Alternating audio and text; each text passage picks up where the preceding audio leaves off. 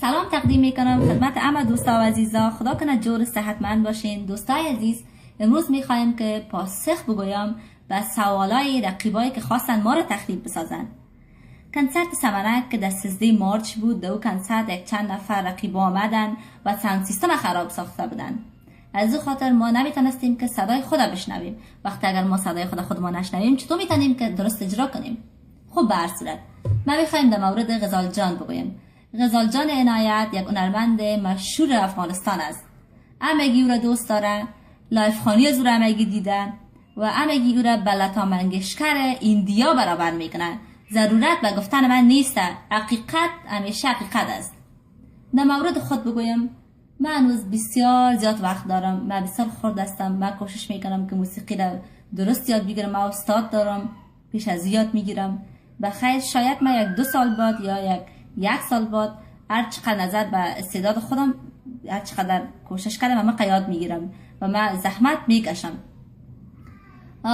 دوستای عزیز، ناگفته نمانه که در مورد یک خانم گپ میزنم که وانه نام داره. این خانم نسبتا چشمای خردتر داره، سیاه چیرگک است. از کرکتر بعد از این همگی خبر داره که شراب مثل آب باره می نوشه. از خاطر از این کرکتر بعد از این شوهر شیلا داده، این اولادای شیلا داده و همچنان خداوند قواریش از پیشش گرفته و این خانم دیگه کدام کار نداره. در پیچ از این نوشته است که it's my job. خیلی اگر جواب از این است، خیانی شیطان است که به انسانها توهین میکنه و کسایی که دوستای عزیز فرندایش هسته که از پشتش بله نخیر میگه، اونا پیرو شیطان هستن. من یک برتن بگویم که شاید شما در مورد پدر از نفهمین. پدر از یک انسان کمونیست است. یک وقت در افغانستان رفته بود، راجع به اسلام و راجع به مردم افغانستان گپ زده بود.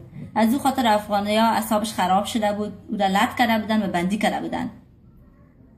من میگم که وانه میگم من افغان نیستم، از افغانان نفرت دارم. من یک گپ برتن میزنم وانه جان که شما را مردم افغان قبول نمیکنه.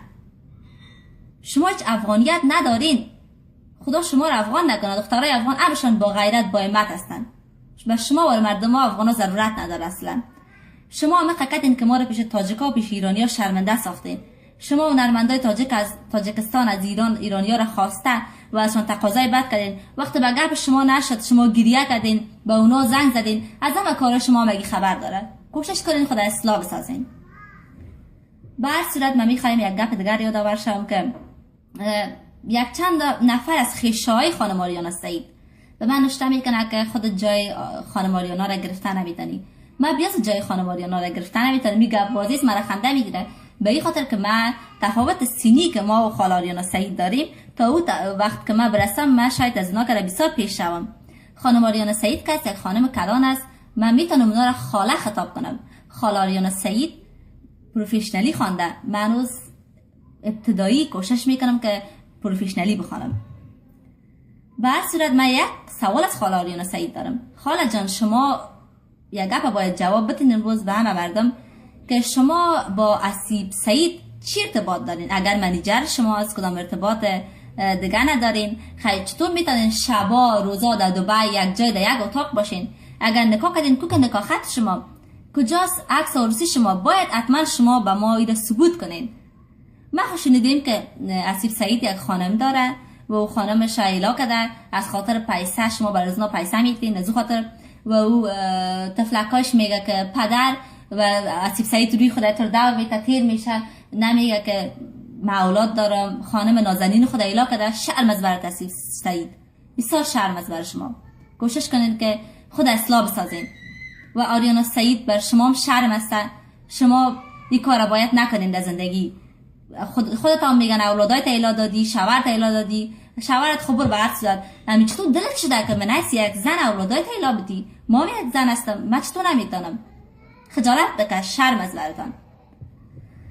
خب من یک گپ دیگر میخوایم دوستا بر شما یادآور شم که صدا با تمرین و با زحمت میتونه که جور شود و هیچ وقت قواره جور نمیشه، چون چیرک است که خداوند بادم میده. او یک گفت خداوندی است که به هر کس نمیده. وقتی من او را دارم به خیر کوشش میکنم که آوازم بهتر و خوبتر جور کنم و تشکری میکنم از کسایی که کامنت های خوب به من میتن. یک جهان تشکر و همیشه من لذت میبرم از این کامنت ها Thank you so much, my dear friends. I love you so much. Bye bye.